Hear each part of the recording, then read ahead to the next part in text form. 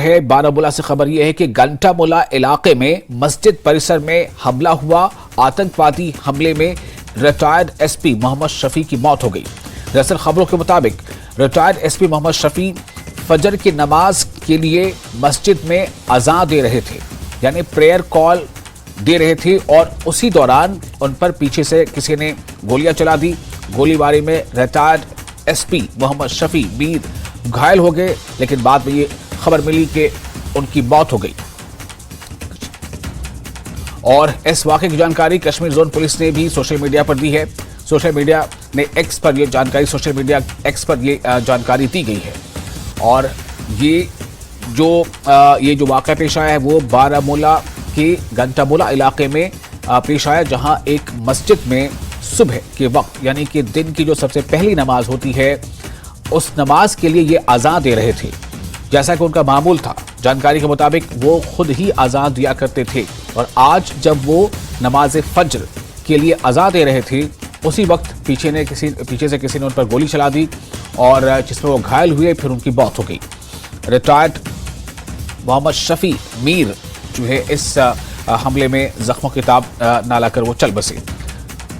तो ये एक बड़ी खबर बारामूला से आपको दे रहे हैं। एक आतंकी हमला हुआ है बारामूला में। बारामूला के घंटामुला इलाके में आतंकी हमला हुआ है, जहां पर फायरिंग हुई है, जिसके नतीजे में retired SP, retired superintendent of police Mohammad Shafi Mir की मौत हो गई है। और खबरों के मुताबिक मोहम्मद शफी मीर जो रिटायर्ड एसपी थी, वो मस्जिद में अज़ान दे रहे थे। इस दरमियान ही उन पर पीछे से गोलियां चलाई गई। गोलियां उनके सर में लगी, और जिसके नतीजे में उनकी मौत हो गई। और इसके बाद वहां पर सुरक्षा के कड़े इंतजाम आसपास कर दिए गए हैं, और तमाम इलाके को खंगाला जा रहा है, छानबीन की जा रही है। और वहां पर काफ़ी बड़ी तादाद में जो सुरक्षा बल हैं वो वहां पर उनकी तैनाती कर दी गई है। इस मामले की छानबीन हो रही है। हमलावर कौन हो सकता है, इसकी तलाश जारी है। और ख़बर जैसे ही फैलती गई, उसके बाद से ही लोग जो है मस्जिद की तरफ आने भी लगे, चूँकि ये जैसा कि हमें जानकारी मिली है अपने रिपोर्टर से कि उनका ये मामूल था, जो रिटायर्ड एसपी मोहम्मद शफी, उनका मामूल था कि फजर की अज़ान वो खुद ही दिया करते थे। जनाब मैं सोया था, मेरी अजान का टाइम था, मेरा भाई अजान दे रहा था। अजान देते देते उसने पढ़ा अशहदु अल्ला इलाहा इल्लल्लाह मोहम्मद रसूलुल्लाह। उसी वक्त फायर की आवाज़ आ गई, और हम समझ गए, और माइक भी बंद हो गई। हम समझ गए क्योंकि हमारी माइक ख़राब थी, मैं ही वो ठीक कर रहा था। अच्छा, मैंने सोचा मत कुछ प्रॉब्लम हुई होगी मस्जिद में या कुछ। हमने सीरियसली नहीं लिया, क्योंकि आवाज़ हो गई, हमने नहीं, क्योंकि हम सोए थे। बाद में मेरी बहू ने खिड़की से झांका तो उधर से रोने की आवाज़ आ गई। हम दौड़ के वहाँ पर गए, उधर मेरा भाई मर पड़ा था। तो कितनी गोलियां इनको लगी थी? हमने उस पर देखा कि लगभग 6 सुराख थे। यहाँ पे पहुंचे, और यहाँ पे और सज्जाद हमारे रिपोर्टर जुड़ चुके हैं इस वक्त हमारे साथ ज़्यादा जानकारी के साथ। सज्जाद, हमें ये बताएं कि इस वाक़े की और क्या तफसीलात सामने आ रही हैं? जी, अभी तक तो यही तफसीलात सामने आ रही हैं कि जो है मोहम्मद शफी साहब थे, रिटायर्ड एसएसपी थे, कोई 8 बरस से रिटायर हो गए थे, और घंटामुला बारामूला में रहते थे। और हस्ब मामूल जब वो अजान देने गए थे मस्जिद में, तो अजान के दौरान ही किसी ने पीछे से आके उनको फायर कर दिया। शुबा किया जा रहा है कि मिलिटेंटों ने हमला किया है।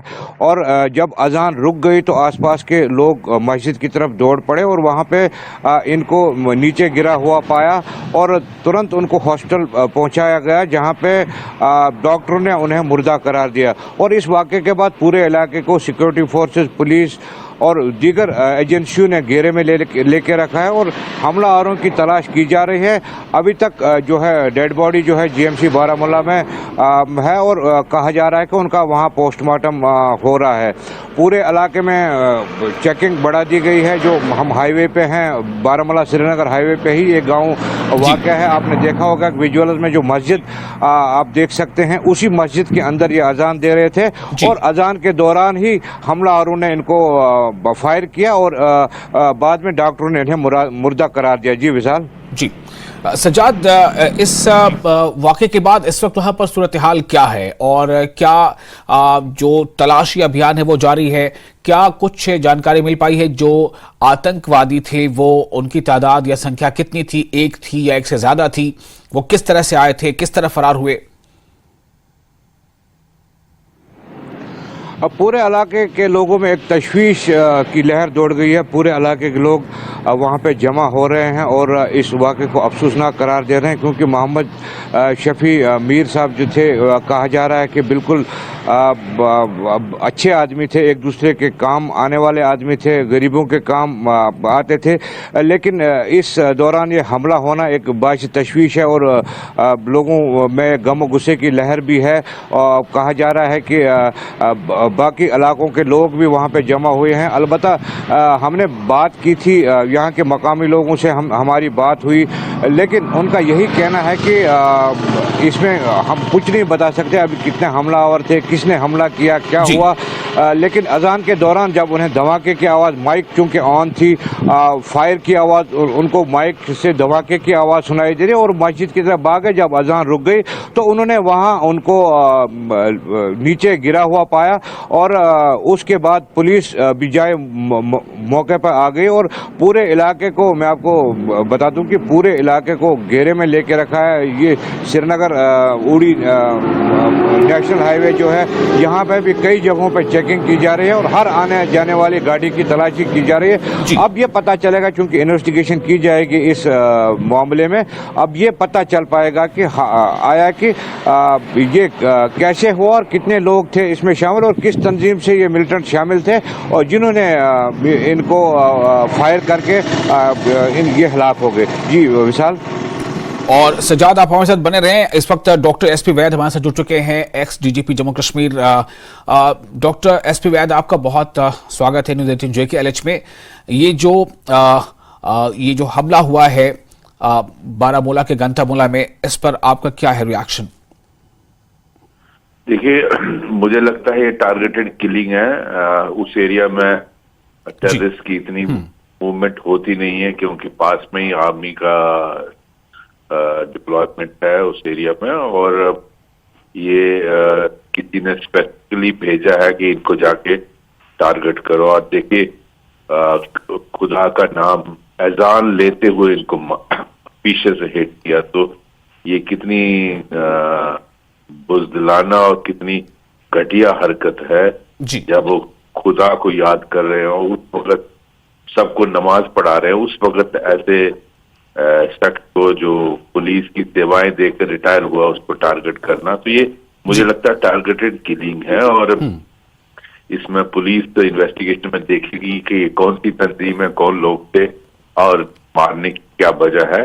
आपने देखा कुछ दिनों से JNK पुलिस के जो छुट्टी पर हैं या जो रिटायर्ड हैं उनको टारगेट करने की कोशिश की जा रही है, क्योंकि वो एक सॉफ्ट टारगेट होते हैं और ज्यादातर रिटायर्ड पुलिस अफसर प्रोटेक्टेड नहीं होते हैं, उनके पास हिफाजत भी नहीं होती है। तो मेरी उनसे अपील रहेगी कि वो प्रिकॉशंस लें, जो SOP है।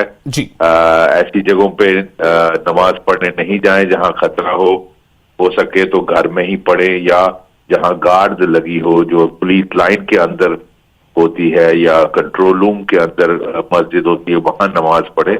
मैं यही अपील करूंगा रिटायर्ड पुलिस अफसरों। लेकिन डॉक्टर एसपी वैद साहब, ये आपने कहा कि ये टारगेटेड किलिंग है और खासतौर से जो छुट्टियों पर हैं या जो रिटायर्ड हैं उन्हें टारगेट किया जा रहा है, तो हदफ क्या है, हासिल क्या करना चाहते हैं आतंकवादी? देखिए, वो बेसिकली फोर्सेस के सामने अपन मुकाबला कर नहीं पाते हैं, उसमें उनकी नुकसान होता है, तो डर का माहौल पैदा करने के लिए, और ये जो नैरेटिव है कि हालात बेहतर होते जा रहे हैं 317 ने, उसको ये बदलना, ये इनको इंस्ट्रक्शन है पार से, जो मुझे लगता है कि इस नैरेटिव को बदला जाए, तो उसके लिए सॉफ्ट टारगेट्स को चुना जाए। सॉफ्ट टारगेट में रिटायर्ड पुलिस अफसर, और उस पुलिस अफसर के मारे जाने से एक माहौल में डर का, खौफ का पैदा होना होता है कि देखिए पुलिस वाले ही सेफ नहीं है, तो आम आदमी कहता होगा कि हम कहाँ सेफ है। तो इसलिए ये अफरा तफरी और डर का माहौल पैदा करना चाहते हैं, और इस इस तरह की टारगेटेड किलिंग पुलिसमैन की कर रहे हैं। जी, आपने इससे पहले बताया कि इस इलाके में इस तरह की पहले ज्यादा मतलब इंसिडेंट्स नहीं होते थे और आर्मी कैंप के काफी करीब ये इलाका है, लेकिन फिर भी अगर हुआ है तो इसका क्या मतलब है? इसका मतलब यही है कि स्पेसिफिकली टेररिस्ट को इनको टारगेट छोटा वेपन देके भेजा है कि इनको जाके हिट करो। जी। अब क्योंकि अब मस्जिद के अंदर जो आदमी नमाज पढ़ने जा रहा है उनको चेकिंग तो होती नहीं है, तो मुझे लगता है इनको टारगेट किया गया है। ये अब तफ्तीश में बाद में पता चलेगा कि कौन है, कैसे है, कौन सी तंजीम है, इसका मकसद क्या है। डॉक्टर अब्दुल साहब, एक और सवाल आपसे जानना चाहूँगा, चूंकि आप जाहिर है आपने डीजीपी के ओहदे पर रहे हैं तो सियासत को भी आपने करीब से देखा है, जाना है, समझा है। ऐसे जब भी हमले होते हैं तो जो विपक्ष में जो पार्टियां हैं उन्हें एक मौका मिल जाता है, तो क्या फिर से ये जो है मुद्दा बनता जाएगा या बन रहा है? चाहे अभी हम देखें जो पुंछ में जो वहाँ पर मामला हुआ, फिर अभी यहाँ का मामला है, जिससे उन्हें ये मौका कहने का मिलेगा बार बार कि नॉर्मलसी के हालात नहीं है, जो सरकार के दावे वो गलत हैं। देखिए, पॉलिटिकल ये तो चलेगा, जो लोकल पॉलिटिकल पार्टीज और कांग्रेस पार्टी कहती हैं कि आपने क्लेम किया था कि 370 हटने के बाद हालात बेहतर हो जाएंगे। हालांकि बहुत हद तक कश्मीर में स्थिति इम्प्रूव हुई है, आप कोई भी पैरामीटर ले लीजिए, लेकिन मेरा ये सभी से रिक्वेस्ट रहेगी कि इसको पॉलिटिकल मुद्दा नहीं बनाना चाहिए और सबको मिलकर इसका मुकाबला करना चाहिए, क्योंकि ये आपकी सोसाइटी के खिलाफ, आपके देश के खिलाफ है। कोई भी पॉलिटिकल पार्टी पावर में, कल को यही पार्टियां पावर में होंगी तब भी ये हादसा होंगे अगर हम सब मिलकर इसका मुकाबला ना करें। मेरी सबसे यही अपील रहेगी कि इसको पॉलिटिकल मुद्दे के बजाय टेररिज्म से लड़ने के लिए सब एकजुट हों, ये मैं अपील करूंगा सबसे। बिल्कुल डॉक्टर एसपी वैस साहब, बहुत शुक्रिया आपका तमाम जानकारी के लिए। धन्यवाद। और सज्जाद हमारे रिपोर्टर इस वक्त उस जगह पर मौजूद हैं जहां पर ये फायरिंग हुई, जहां आतंकी हमला हुआ, और ये वो मस्जिद है जो इस वक्त आप स्क्रीन पर देख रहे हैं। इसी मस्जिद में रिटायर्ड एसपी मोहम्मद शफी मीर जो है वो फजर की नमाज के लिए अजान दे रहे थे और अजान देते हुए में ही उन्हें किसी ने गोली मारी। वो अजान भी अपनी पूरी नहीं कर पाए थे, अजान के बीच में ही उन्हें गोली लग गई और वो गिर पड़े। बाद में पता चला कि उनकी मौत हो गई है। सज्जाद, मैं आपके पास फिर से वापस आ रहा हूं। सज्जाद, ये जो वाकया है बारामूला में, ऐसा कोई वाकया पिछली बार कब हुआ था? क्योंकि अभी डॉक्टर एसपी वैस साहब कह रहे थे कि इस इलाके में ज्यादातर ऐसे वाकयात नहीं होते थे, लेकिन अगर ये हुआ है वहां पर तो जाहिर है कि लोगों में खौफ और हरास का आलम होगा। सज्जाद जी, ज़ाहिरी तौर पे खौफ इराज का आलम है, लोगों में काफ़ी खौफ है। और हमले की जहाँ तक ताल्लुक़ है, जहाँ का आपका कहना है कि इस इलाके में कम से कम ये ऐसा हमला तो नहीं हुआ था, क्योंकि आर्मी का एक ब्रिगेड, बिल्कुल ब्रिगेड कैंप इस इलाके में मौजूद है, इसी इलाके के आसपास ही मौजूद है। और यहाँ पे एक ये हमला होना, तो जैसे वेद साहब कह रहे थे कि टारगेट किलिंग हो सकती है, और वो तो अभी इन्वेस्टिगेशन के बाद ही पता चलेगा कि मसला आखिर क्या हुआ और किन वजूहात की बिना पर इनको मारा गया। मैं आपको पहले भी बताया कि काफ़ी इंसान दोस्त थे ये जो मोहम्मद शफी साहब थे, और लोगों की, गरीबों की खिदमत किया करते थे, और सुबह की अजान बिल्कुल देते थे, इसी मस्जिद में देते थे सुबह की अजान।